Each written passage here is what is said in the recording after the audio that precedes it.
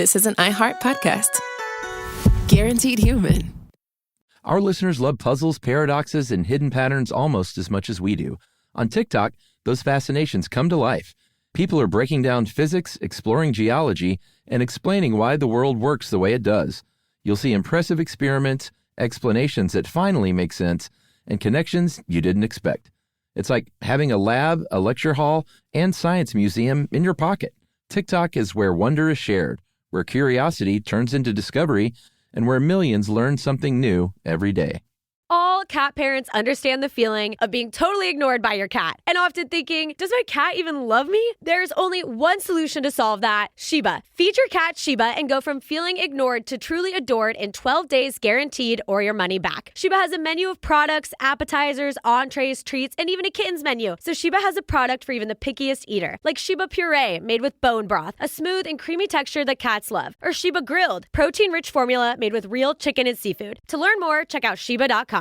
Hey folks, owning a home means one thing: something's gonna break. AC, plumbing, fridge, and it's never convenient or cheap. That's where American Home Shield comes in. An AHS Home warranty can help protect your wallet from pricey breakdowns on even your oldest appliances and systems. And if they can't repair the covered item, they'll replace it. So check out American Home Shield and get 20% off any plan at ahs.com/SYSK and see promo details. See ahs.com/contracts for coverage details, including service fees, limitations, and exclusions. American Home Shield. Don't worry, be warranty.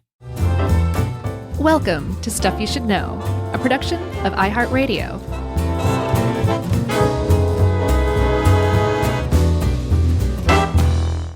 Hey, and welcome to the podcast. I'm Josh, and there's Chuck, and it's just us today, but that's okay because this is Stuff You Should Know.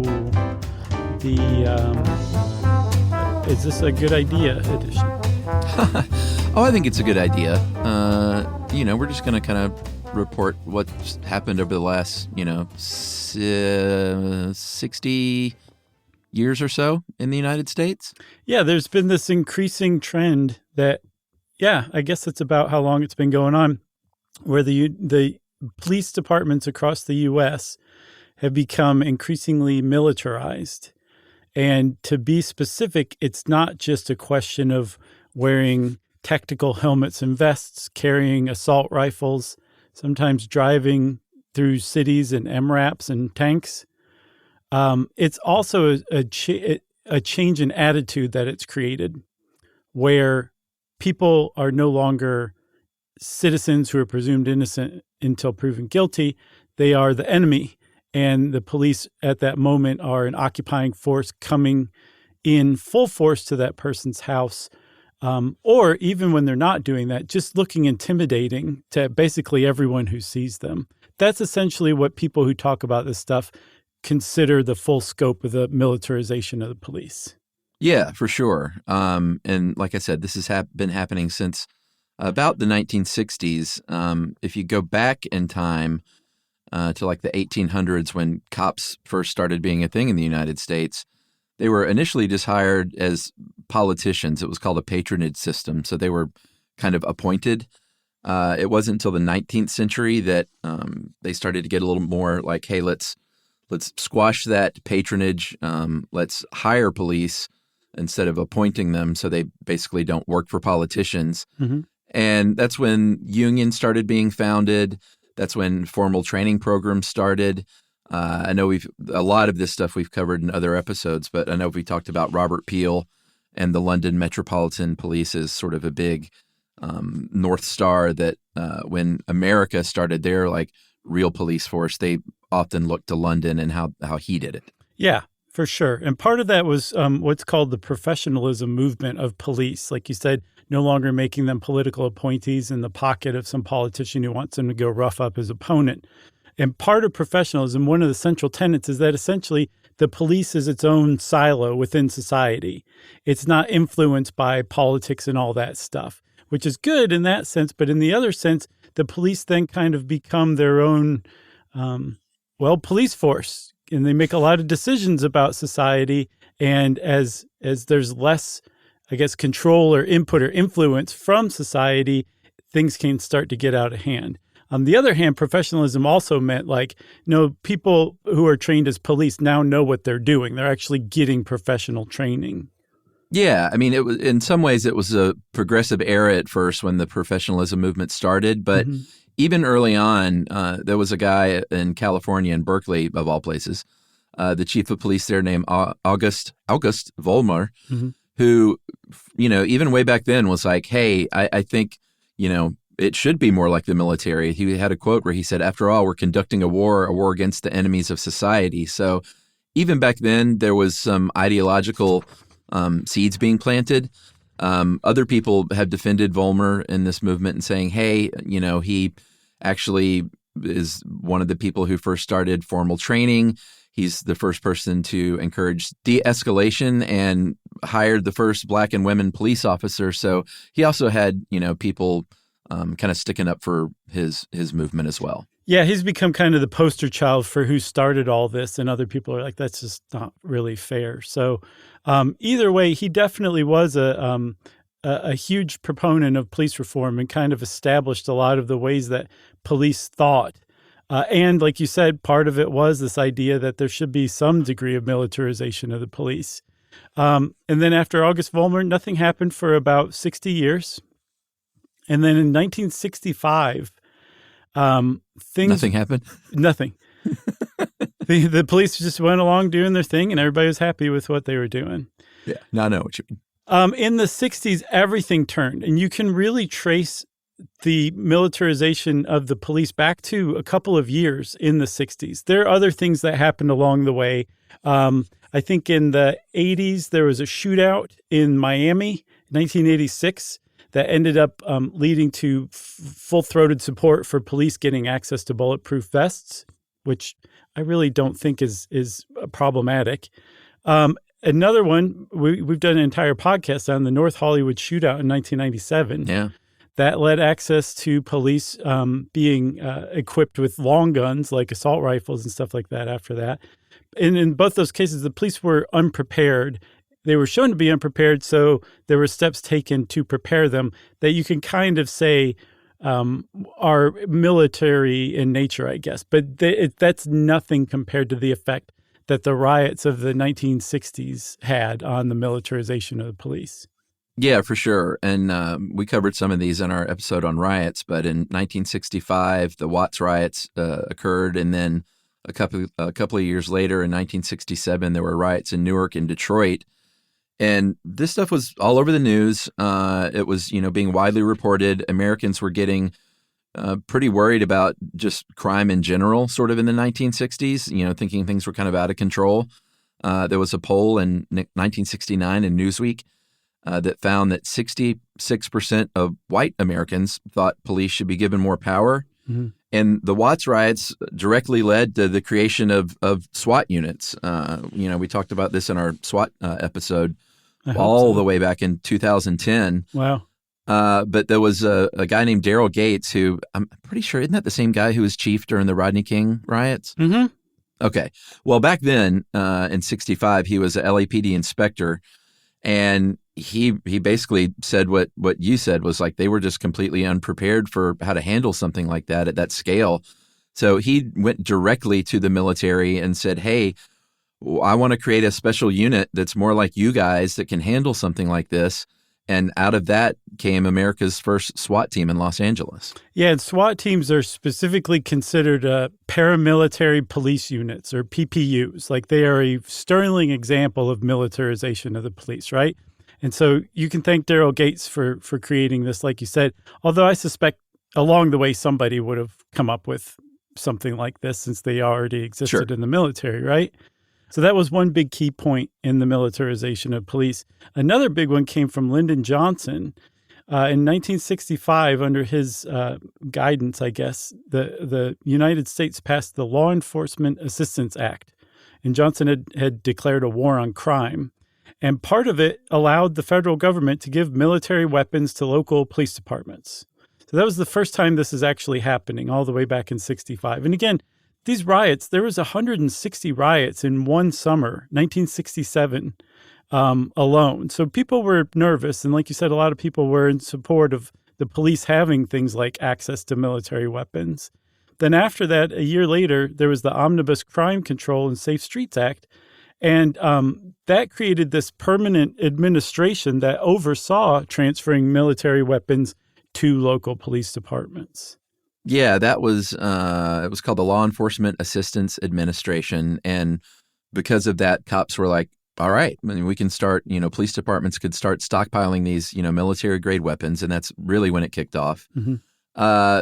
People did, and this is a pretty important part of this episode, but not everyone was just saying, yeah, this is awesome. Some people stood back and said, wait a minute, why don't we kind of look at why these riots are happening? Of course, we need to be able to deal with this stuff, but if we get to the root of the problem and maybe try and stop them before they happen, that might be a good approach. And so in 1967, Johnson formed a commission. It ended up resulting in what's called the Kerner Commission Report. It was officially called the National Advisory Commission on Civil Disorders, mm-hmm. but it was named after its chairman, Otto Kerner. And he said, I want to find out three things: what happened, why it happened, and how can we keep it from happening again. They surveyed different riots and uprisings in 23 cities and assigned people and investigators to go out and, kind of get to the bottom of it. And the conclusions of the report didn't lead to any substantive change. It was basically ignored. It was. And it was like the most controversial document ever produced by the U.S. government that basically said there's institutional racism in the U.S. and that is directly responsible for riots in low-income, majority Black areas, right? But part of it was part of the problem is heavy-handed policing. And the Kerner report went even further, and they said the commission condemns moves to equip police departments with mass destructive weapons such as automatic rifles, machine guns, and tanks. Weapons that are designed to destroy, not to control, have no place in densely populated urban communities. So all the way back in the late 60s, this government-appointed panel is like, we should not be militarizing the police. That is the wrong direction. And like you said, it was just totally ignored. And not only that, rather than go in the direction of getting to the bottom of the root causes of this stuff and trying to cure social ills that way, probably forever, America went the other way and said, no, let's overwhelm these neighborhoods with full military-style force by equipping the police with military weapons and armor, and we'll keep riots suppressed that way. And it worked, but at a really huge cost, which is essentially an erosion of trust in the police, not just in those communities, but across the country. Yeah, and I mean, if you're wondering, wait a minute, Lyndon Johnson did so much work for civil rights, mm-hmm. this doesn't quite add up. Mm-hmm.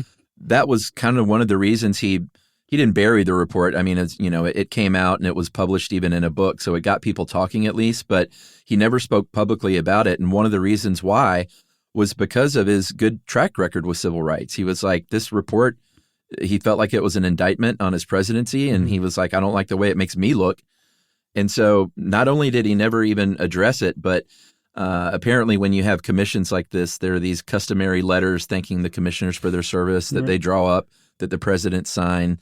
I think they drew up those letters, but he wouldn't even sign those. No, they sent him out without his signature because he was being a big fat baby about the whole thing. That's essentially what happened.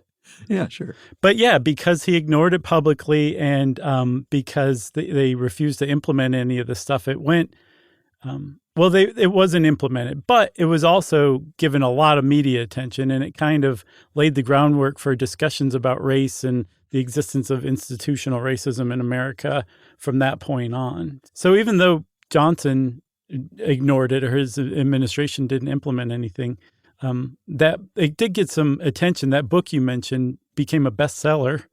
There's a lot of media attention, and it really laid the groundwork for discussions about racism in America and institutional racism that would come. Yeah, for sure. So should we take a break and then talk about Nixon? Yeah, I think so, because that's a really big turning point as well. All right, we're going to take a break, and we're going to talk about Richard Nixon right after this.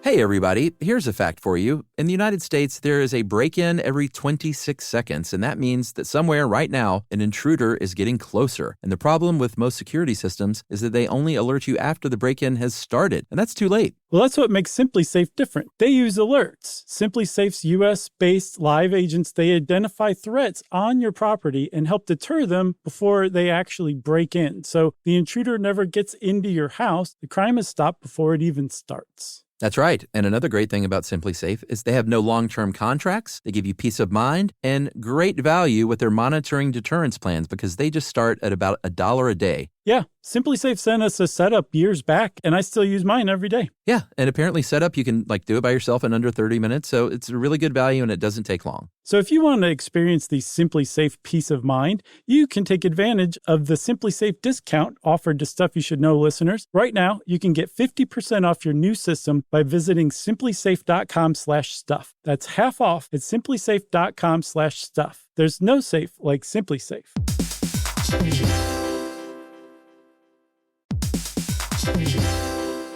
Work can be a little weird. One minute you're in a meeting that could have been an email. The next you're trying to decode corporate jargon that somehow means nothing. And don't even get us started on the quick sync that turns into a 45-minute deep dive. Yeah, well, the truth is figuring out your career isn't always straightforward. Whether you're trying to grow, pivot, or just stay relevant, it can feel like you're navigating it all on your own. Well, that's where LinkedIn comes in. That's right. LinkedIn can help you grow your career, helping you confidently navigate your path with insights, ideas, and inspiration from your professional community. You can stay up to date with the latest trends in your field, connect with people who get it, and discover opportunities tailored to your goals, your experience, and what actually matters to you. Whether you're looking for something new or just trying to grow where you are, LinkedIn gives you the tools and connections to move forward with confidence. Because LinkedIn is the network that works for you. Visit linkedin.com/knowstuff to learn more.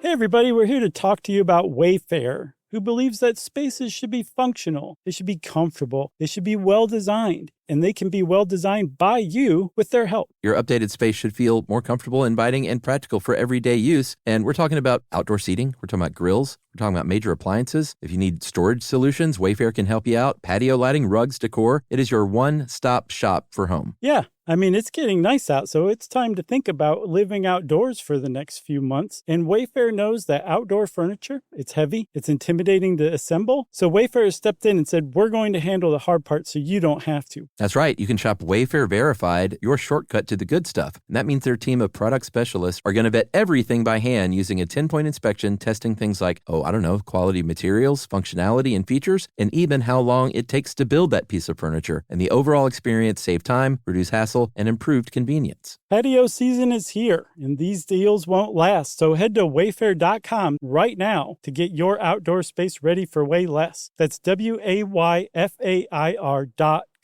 Wayfair, every style, every home.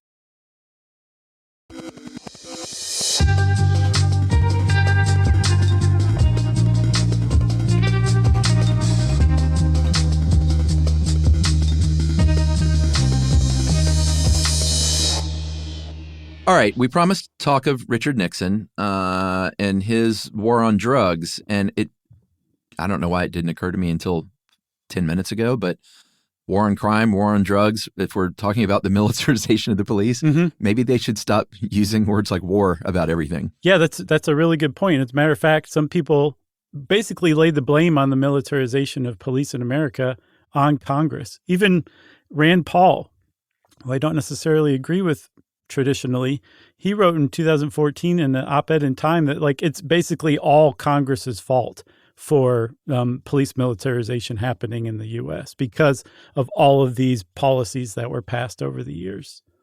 Yeah, so Richard Nixon comes along and in 1971 declared this war on drugs. He very famously called drug abuse public enemy number one. And there has always been drug problems in the United States, and along with that goes crime. I don't think anyone disputes that. Drug deaths were increasing at a pretty big rate in the 70s. And so he decides to do something about it. If you talk to people on the inside, they'll say it actually has to do with other things. One of his advisors' name was John Ehrlichman, who we talked about before, but he said what the war on drugs really was, if you knew Nixon, it was a ploy to attack his enemies, which was the anti-war left, the progressive left, and Black Americans. He has a quote. He said, "We knew we couldn't make it illegal to be either against the war or black, but by getting the public to associate the hippies with marijuana and blacks with heroin, and then criminalizing both heavily, we could disrupt those communities." Yeah. And one of the hallmarks of Nixon's war on drugs was really aggressive police tactics. One of the things that they set up was the Office of Drug Abuse Law Enforcement, ODALE, which was the predecessor to the DEA. And this really aggressive approach moved the focus of fighting drug trafficking by targeting huge drug traffickers, which was traditionally how law enforcement had done it, to basically busting like not even just low-level dealers, but drug users in their homes. Yeah. And one of the big things that they came up with to facilitate those raids on their homes, military-style raids on homes, was the no-knock warrant, another big concept in the militarization of police. Yeah, and how it traditionally worked was you get a warrant, and you go and you knock on someone's door, and you see if they answer the door, and then when they answer the door, you start the process from there. A no-knock warrant is just what it sounds like. We've seen them on the news when they just go barging in a house, basically. Previous to this, the Drug Enforcement Agency, or the predecessor rather, had conducted 5 no-knock searches in the 5 years leading up to the formation of ODALE. And in its first 6 months, they had over 100 no-knock raids. And over the course of about 13 months, from April 72 to May 73, they conducted almost 1,500 no-knock raids. Yeah. And one of the huge problems that people have with no-knock raids is that it's just rude. It is very rude. It results in property destruction. When they kick in your front door, you're on the hook to replace your front door. Even if your house was mistakenly raided, they use flashbang grenades that can injure people. And I mean, just police using grenades, I think, should kind of stand out to you. They will engage in gunfire with assault rifles. It can be a really bad jam. But even like on a more fundamental level than when those things go really wrong, or even when they go right, and the destruction that can result, is the philosophical change that they represent. Something we talked about earlier, where if you go up to someone's house and you say you have a warrant, you say you're the police, you knock on their door, that you're treating that person like a citizen who is suspected of something but hasn't been proven guilty. If you throw a flashbang grenade through somebody's window and kick in their front door and come in like a SEAL team, you're basically saying you're guilty. We're here to remove you and take you to jail, and you basically have very little rights, if any. Yeah, and any sudden movement, and I would imagine there's probably nothing but sudden movements when someone does that. Yeah, you're probably shot. And as an animal lover, that dog of yours that runs up and barks at someone that barges in the house is immediately shot on the spot. Yeah. So there's a lot of problems with these no-knock warrants. They've been a target of police reform for years, but essentially there's nothing that's been done about them. Yeah, for sure. So while this is going on, all this, increase of militaristic approach, Daryl Gates is in L.A. He's got his SWAT team up and running in the 70s. And there were some really high-profile shootouts. We've talked about. It's funny how many of these things have come up over the years. But one famous shootout with the Black Panthers, another one with the Symbionese Liberation Army, the SLA, that Patty Hearst was involved in. We covered that one. Yeah. But they were very high-profile, on-the-news kind of things. And the whole concept of SWAT teams was all of a sudden, like, really in the public eye. And in cities all over the country, major cities for sure, and even smaller towns, they were like, hey, we want a SWAT team too, leading to the point where even though there are no official stats, there was a criminologist named Peter Kraska who did some estimates that there are between 50,000 and 80,000 SWAT raids a year in the United States. Right. So that's to the point where we're at now. It's also, and I think he also determined that in 1980 there were something like 3,000. So that's quite a uptick over the years. 3,000 to 80,000? Yeah. Sure. I think one of the other overlooked influences on normalizing SWAT teams was the TV show SWAT from the mid-'70s. I think it just was on a season or two, but it was really popular. So people were like, SWAT teams are kind of awesome. Like you said, even small towns were getting these. Right now, from what I could find, the smallest town that has its own SWAT team, not just access to a SWAT team, but they maintain their own SWAT team, is a town called Kerrville, Texas, and it has a population of 25,000. So SWAT teams definitely spread. And one reason why is not so the police can be like, man, this is so great. I love carrying out these raids and using flashbang grenades. I'm quite sure that is a sentiment among some cops, but definitely not all. They are incentivized in every way, shape, or form to have SWAT teams and to use them to carry out raids for basically anything. And the reason why they're incentivized to do that is because, like Rand Paul said, the federal government has been incentivizing it over the years with policy after policy, starting with Johnson and leading up till today. Yeah. And, you get a TV show like SWAT coming out and promoting and encouraging and sort of glorifying the use of SWAT teams, yet Magnum PI comes out and not every city is saying, hey, we need super hot guys in Ferraris investigating things privately. No, but ironically, SWAT teams started to wear short shorts after Magnum PI came out during their raids. It was a trend for a little while.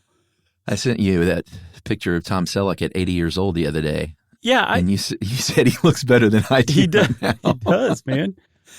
He's put on a little weight, but I got to say, man, Tom Selleck still looks pretty dang good. He does, especially for 80. Sorry to be ageist, but it's true. Yeah, handsome older man. One thing you mentioned a second ago was the incentivization, is that the word? Of cops to carry out these no-knock raids and stuff like that. That really ramped up with President Ronald Reagan in the 1980s. Under his presidency, they started doing more and more drug raids, a lot more frequent, a lot more intense for sure.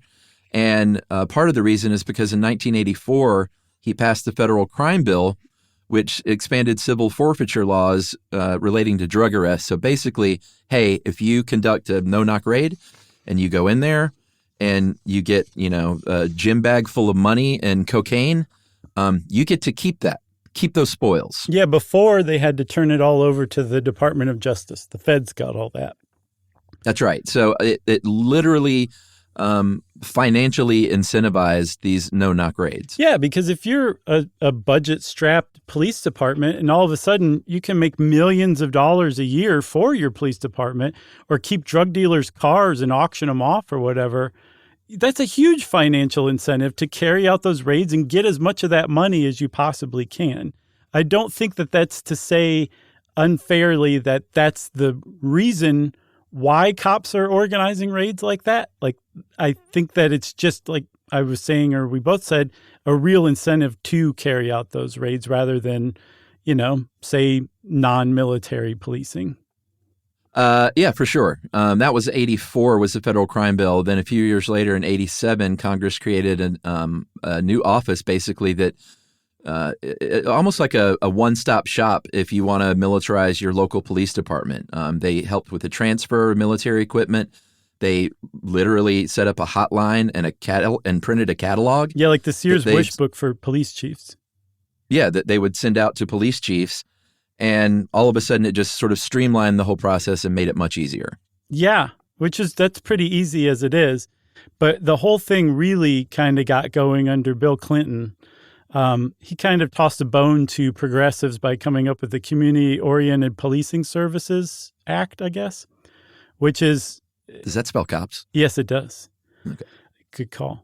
And it's the opposite of professionalization, where they're like, no, we need more input from the community and society in how police and all that.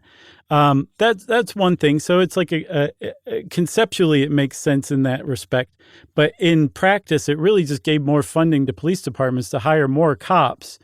The really big part, though, came in 1997 as part of the National Defense Authorization Act that created what's known as the 1033 program, which is it permanently authorized the Department of Defense to funnel military-grade weapons and supplies to police departments in the U.S. It said, this is official. These are no longer executive orders. This is an act of Congress saying, you guys can do this and let's make it happen. Yeah. And since that, which was in 1997 again, they have sold, I guess. I mean, they're selling this stuff, right?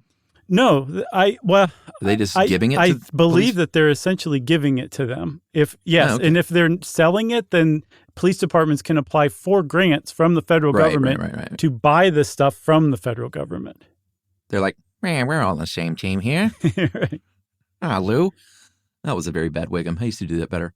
But since then, there has been more than $7.6 billion worth of military equipment given out to police departments across the U.S. In less than 30 years. Yeah. That's a lot. The 2000s really kind of changed things as well. I guess every decade really did, but the 9/11 attack really kind of refocused America's thoughts on public safety, law enforcement, that kind of thing.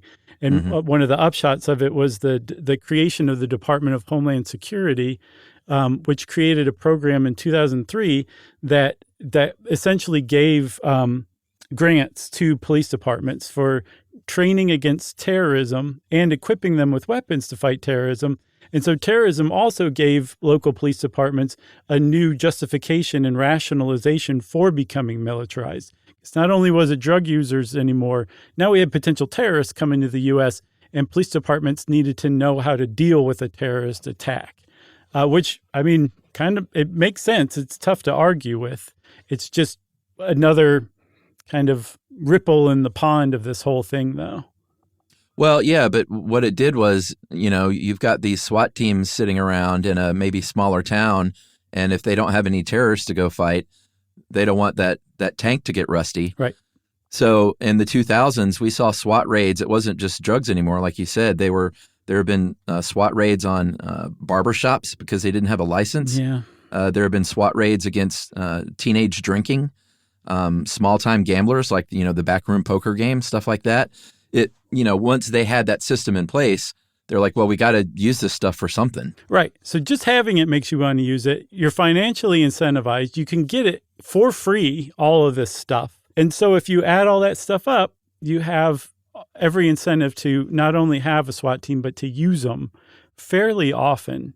And then also on top of that, they're further incentivized to use no-knock warrants because the Supreme Court ruled in 2006 in a case called Hudson v. Michigan that even if you didn't obtain a no-knock warrant, which is a warrant that says you don't even have to knock, right? If you didn't even bother to get that and you still performed a no-knock search, came blazing in with flashbang grenades and kicking down the door and coming in through the window without a warrant, whatever evidence that you discovered was still admissible in court.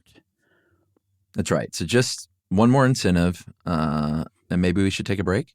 I think we should, for sure. I'm incentivized to take a break right now. Very nice, man. I'm going to dab your forehead with a cool cloth. Okay.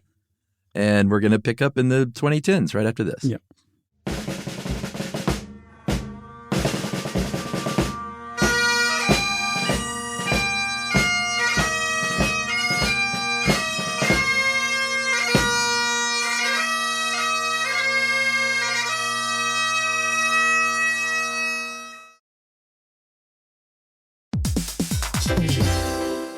Hey, everybody, here's a fact for you. In the United States, there is a break-in every 26 seconds, and that means that somewhere right now, an intruder is getting closer. And the problem with most security systems is that they only alert you after the break-in has started, and that's too late. Well, that's what makes SimpliSafe different. They use alerts. SimpliSafe's U.S.-based live agents, they identify threats on your property and help deter them before they actually break in. So the intruder never gets into your house. The crime is stopped before it even starts. That's right. And another great thing about SimpliSafe is they have no long-term contracts. They give you peace of mind and great value with their monitoring deterrence plans because they just start at about $1 a day. Yeah, Simply Safe sent us a setup years back, and I still use mine every day. Yeah, and apparently setup, you can do it by yourself in under 30 minutes, so it's a really good value and it doesn't take long. So if you want to experience the Simply Safe peace of mind, you can take advantage of the Simply Safe discount offered to Stuff You Should Know listeners. Right now, you can get 50% off your new system by visiting simplysafe.com/stuff. That's half off at simplysafe.com/stuff. There's no safe like Simply Safe.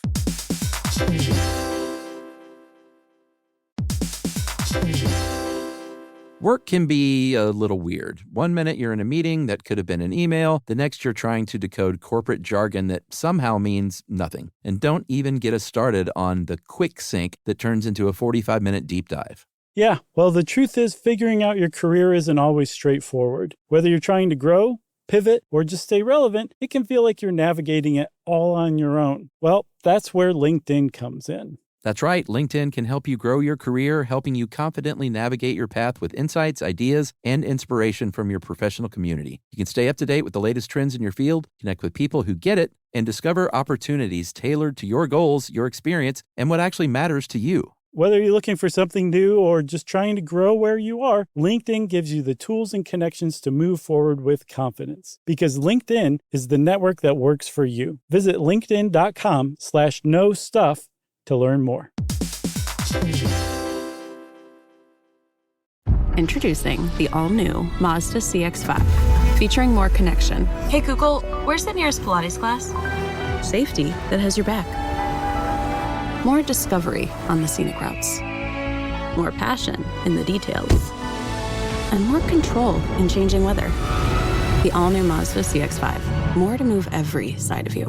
See it in 5 films at mazdausa.com/5sides. Google is a trademark of Google LLC. Sequences shortened and simulated.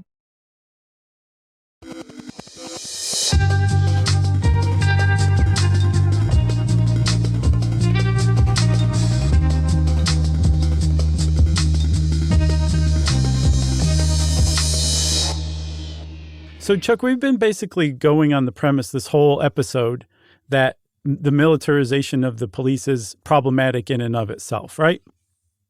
And I wanted to understand exactly why. Like, why didn't America just say, forget police forces, we'll just use the military all the time? Yeah. And so I looked into it, and essentially the answer that I could find from academia is that the military is well aware that it could take over the country anytime it wants. So it submits to civilian rule. And part of that is based on the idea that civilian rule is better for democracy than military rule, just because civilian politicians tend to know how to run things better. There's more rights afforded to people who are citizens not being ruled by the military. And so by militarizing the police and having a police presence that looks like a military occupation, it normalizes the concept of the military occupying its own country. And so it erodes that custom of the separation of the military from domestic affairs that could conceivably lead to the idea of the military actually starting to run the show. That it's supposed to be a separation, and the cops are moving that Overton window by becoming militarized. That's essentially the basic argument that I've seen against police militarization. There's all sorts of other symptoms and factors that it creates too that people use to argue against it. Yeah, for sure. And, we can't ignore the fact, because this is happening in real time this week as we record, the current administration is, and this isn't militarizing the police. This is using the actual military on U.S. soil.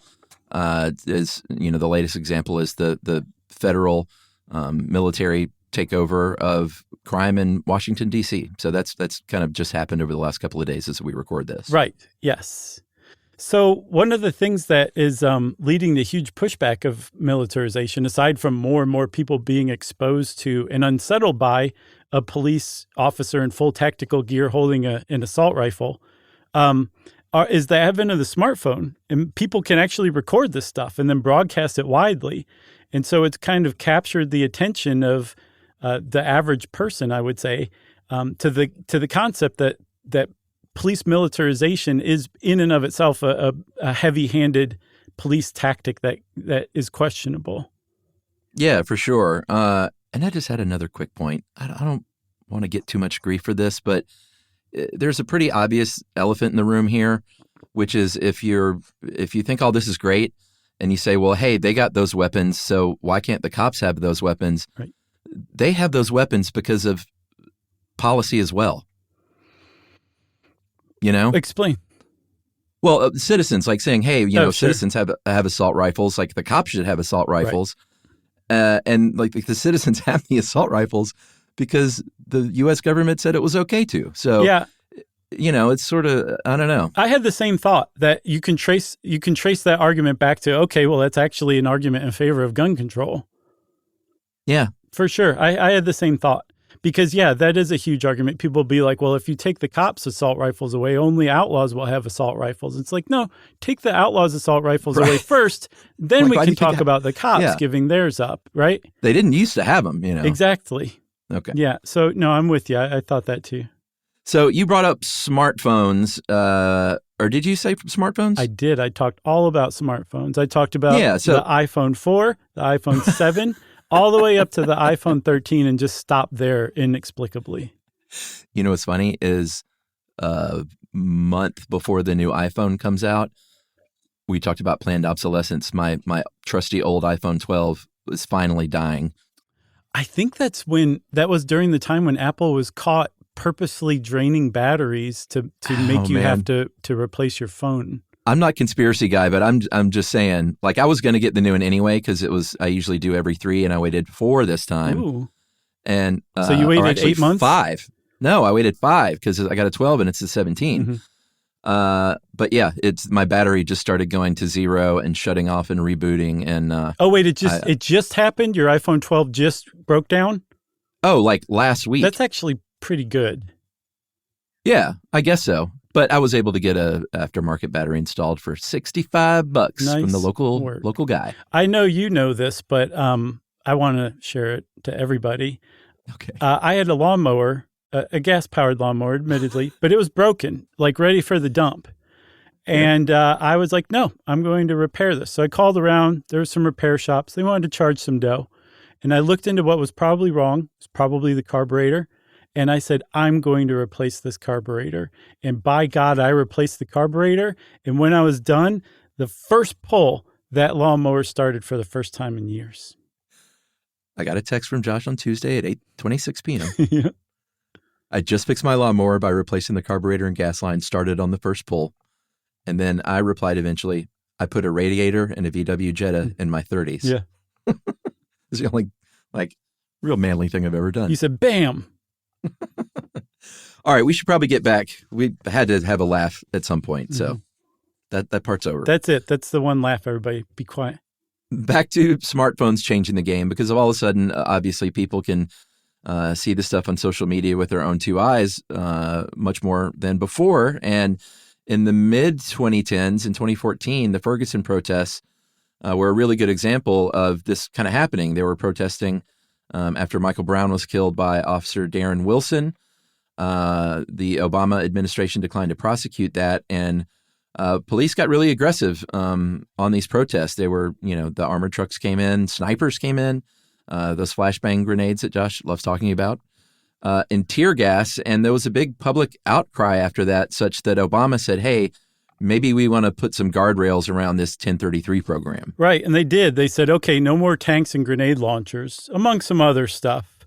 But this is, I think, the first time anyone had stepped in and been like, we need to take some sort of prohibitions or bans on what local police departments can get from the military. Yeah. And also, if you're saying, why don't they just get rid of 1033? It's not going to happen. But critics of that will say, hey, it's not just military weapons. They also take our old air conditioners that we were going to throw out. Right. If a cash-strapped police department needs a new air conditioner and stuff like that. And I guess my response to that is why don't you just create an act about air conditioners then? Well, right, exactly. There's no reason you can't continue the 1033 program, but ban military-style weapons and armor. Not bulletproof vests. By armor, I mean MRAPs and tanks and troop transports and helicopters, like Blackhawks and stuff like that. It'd be easy as pie to do that. There's just not the will. I was kidding, by the way, about the Air Conditioner Act. So I know you were, but it is. I mean, it's a valid argument that there's actually lots of stuff that doesn't make the news that's really helpful to police departments that comes from the 1033 program. That's just, you could really easily adjust things for sure. Yeah, absolutely. So Obama rolls back some of this in 2015. Then the next administration came in and very quickly rolled back those 1033 reforms. And that's when the sort of ramped up use of paramilitary forces to break up protests increase, guarding federal monuments and statues and stuff like that because of vandalism. One of the things I just want to say, one of the things real quick that Trump did when he rolled back those reforms, bayonets had been banned previously, and they got allowed again as part of that executive order. And if there is one thing that you do not need as a police officer is a bayonet. Yeah. Think about it. We should do a shorty on bayonets. It's interesting. It's the concept of putting a weapon on the front of your weapon. Yes. Like a less good weapon on the front of your weapon. Yeah, that's meant to just stab somebody through the chest or the neck or the face or something like that. And the concept of those things showing up at a peaceful protest in case it breaks out into violence, I just can't. It just is mind-boggling to me that bayonets were ever allowed. Well, it just seems very old school. I mean, I know why they made bayonets is because back then the long rifles took a long time to reload and maybe were hard to shoot in close quarters. So if you were all of a sudden had a guy run up on you in battle, you got to do some stabbing. And stabbing from 3.5 feet away is better than stabbing in your hand. Mm-hmm. But this isn't the French Foreign Legion, No, and what you're talking about is a military engagement, not a law enforcement engagement. There's no place for bayonets in law enforcement. I think that is objectively true as far as I'm concerned. Yeah, for sure. So in 2022, President Biden signed an executive order reinstating and expanding some of these 1033 reforms that the previous administration had gotten rid of. They limited the use of no-knock entries and, basically tried to, how it happens when different administrations come in, they try to undo what the previous person did. Right. And I looked high and low to see if President Trump had come in on his second term and reversed Biden orders. And I couldn't see anything that said that. All the talk about the reversal of the 1033 orders was from the first term. But I did see that it's possible that Biden's executive orders were never implemented, so there was really nothing to roll back in practice. Well, I mean, that's another thing unto itself. You can get on TV and sign a thing, but implementation is where the rubber meets the road. That's where it's at. And you do get the impression that there is a cynical thing among politicians that, we're not going to touch this 1033 program in reality. Like you said, it's not going anywhere. If it didn't go anywhere after the summer of 2020, after George Floyd's murder, when there's never been more and widespread focus on police tactics, militarization of the police, so much ink was dropped. I actually found a Teen Vogue article from 2020 titled, "What's a No-Knock Warrant?" Teen Vogue was talking about it. And if it survived that, it's going to be really tough to ever just fully get rid of it if you want it gotten rid of. Yeah, and you weren't even researching. You were just reading Teen Vogue on the toilet. Yeah, I couldn't believe it. I was like, you got to be kidding. There. Talking about COVID, talking about no-knock warrants, Teen Vogue had their finger on the pulse. So the question remains, is this move to militarize the police, led to better public safety? I mean, because that's the ultimate goal, seemingly. Mm-hmm. And it kind of depends on what you define, how you define public safety, because that's going to change depending on who you are. We have seen that militarization can and has escalated encounters. There have, this is anecdotal. I don't know if there's a study on it, but I feel like every time there's a protest happening and the tanks roll in, that's when it goes bad. Yeah, that's exactly what a lot of people say about, say, for example, Ferguson. I from what I could tell, the riots started before the police responded, but they started after the police showed up. So yes, some people are saying just seeing police like that is intimidating and antagonizing, I guess. And I think the next day after the whole world was like, what are you guys doing in Ferguson? The governor of Missouri told the Ferguson Police Department to stand down and sent out the Missouri Highway Patrol. And they basically walked step in step with the protesters, the peaceful protesters. And they used that law enforcement tactic. And apparently it was to pretty good effect. Yeah, I mean, one thing is for sure is that it's led to the killing of a lot more citizens by the police. And this is a pretty shocking stat. And, anytime you're comparing the UK to the United States, some people might say that's not a fair comparison because they just do things so differently, but that's kind of the point in delivering these statistics. So The Guardian reported that in the very first month, in January only of 2015, American police killed more U.S. citizens than police in the UK had in the last 24 years combined. Yeah. 1 month, 24 years. Right. And those are typically used most often. We should say there are very few states that actually require police departments to maintain statistics, including on SWAT teams, how often they're used, where they're deployed. Again, anecdotally, they do seem to be much more present and much more used in predominantly Black communities. Yeah. But there have been studies that have shown this is actually counterproductive. Did you see that one from Princeton from, I think, 2018? It basically found that the militarization of police has a counterproductive effect on police themselves in that it negatively impacts public perception of police. And the study showed that it actually had a negative impact on public support for expanding police budgets. So by militarizing, you can make a case that they're also shooting themselves in the feet, metaphorically. Right. Yeah. No pun intended. Right. Shooting themselves in the feet with a grenade launcher. Right. And there was another study I wanted to mention too. It was from Emory here in Atlanta. It was from 2020. And there were these two studies that came out in 2014 and 2017 that were pretty prominent, and they're typically used to support the idea that militarization of police actually has increases public safety. And this 2020 study looked at those studies and said these studies did not have enough data to come to these conclusions and basically debunked them. And again, the reason why is because no statistics are required in most states on things like SWAT use. So you can't possibly say that if you carry out 100 raids a year, public safety is going to go down by or going to increase by 10% or something like that. You can't do it. So studies on that are inherently faulty. And before you say, well, what about that 2018 Princeton study? That looks specifically at Maryland, which is one of those rare states that does require reporting by police departments. Yeah. So you got anything else to say about it? Plenty, but I feel like this is a good stopping point. Okay.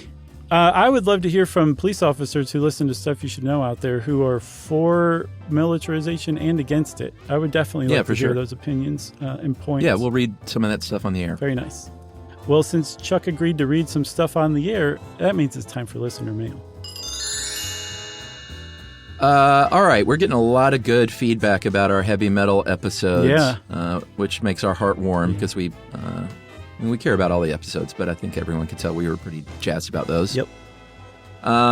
This one, and I'll probably be reading a lot of metal emails over the next few weeks, but this one's from Kevin. It's kind of fun. Hey guys, thanks for the metal eps. Growing up in the 80s, pop radio and MTV taught me that metal's big three were tights, makeup, and hairspray. I was way too cool for that and opted for the other big three, The Smiths, The Cure, and Depeche Mode. Nice. I was doing both, my friend, because you can. But I always enjoy a musical history lesson, so thanks. Later in life, I joined a cover band and will grudgingly admit that some of the hair band songs worked well for us, which is why I'm still miffed that my idea for naming our band was rejected. It was Cheryl Crew. Oh, that's a great one. That's up there with Bachman-Turner Overdrive. Yeah, I'm generally not a pun band name guy, except for the Beatles and Cheryl Crew. Yeah, that's pretty good. That is from Kevin. And I also wanted to mention real quick that I read in like 4 days, I had the Nikki Sixx Heroin Diaries book sitting on my shelf for a couple of years, and had just finished. What did I just finish? I finished the Bruce Springsteen book, the one about the movie coming out, and I dove right into the Heroin Diaries and read it in 3 days. And it is, oh boy, I can't say it was a fun read. It was harrowing. Yeah, I can to read the diaries of Nikki Sixx in those days. I can imagine.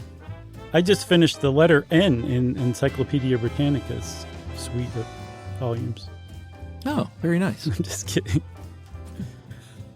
I am kidding, by the way. Oh, I know. Okay. Who was that wrote in? Kevin? Yeah, that was Kevin. Nice work, Kevin. We appreciate that. And to all of you who enjoyed the metal episodes, thank you. Rock on. And if you want to get in touch with us, you can send us an email too. Send it off to stuffpodcast@iheartradio.com. Stuff You Should Know is a production of iHeartRadio. For more podcasts from iHeartRadio, visit the iHeartRadio app, Apple Podcasts, or wherever you listen to your favorite shows.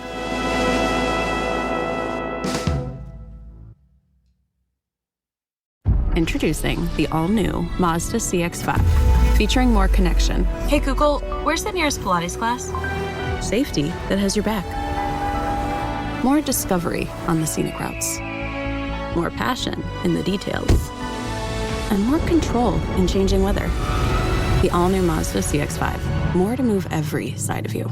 See it in 5 films at mazdausa.com/5sides. Google is a trademark of Google LLC, sequences shortened and simulated. When it comes to small business, people want to talk to people, not bots, not voicemail. Your customers or clients want a real human connection. And that's exactly what they get with Ruby. Ruby is the virtual receptionist company that takes care of your callers when you're unavailable, in the middle of something, or just don't want to pick up. They can answer, screen, and transfer calls, as well as take messages, collect payments, book appointments, and more. All while saving you time and making the people you serve feel special. It's available 24/7, 365 days a year, and is 100% based in the U.S. See how it works at ruby.com, or better yet, give them a call at 844-900-RUBY. Geico presents a 30-second podcast between your podcast.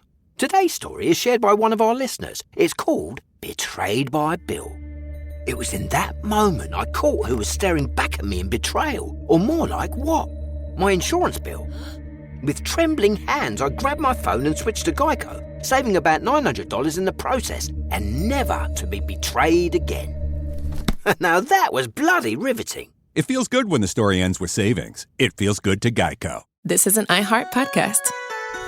Guaranteed human.